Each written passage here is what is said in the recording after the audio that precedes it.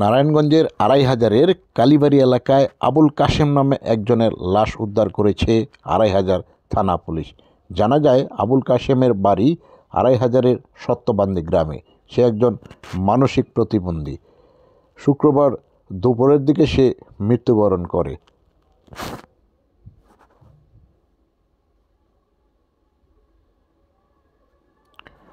খবর পেয়ে আড়াইহাজার থানা পুলিশ আবুল কাশেমের লাশটি উদ্ধার করে।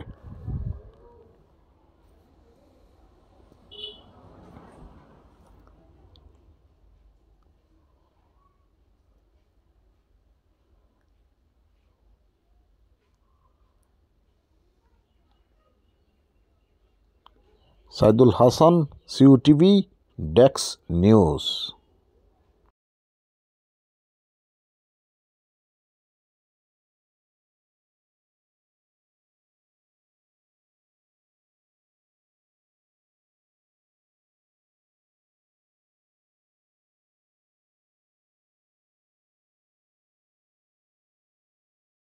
সকলের সেবায় প্রবাসী কল্যাণ হসপিটাল, আড়াইহাজার, নারায়ণগঞ্জ।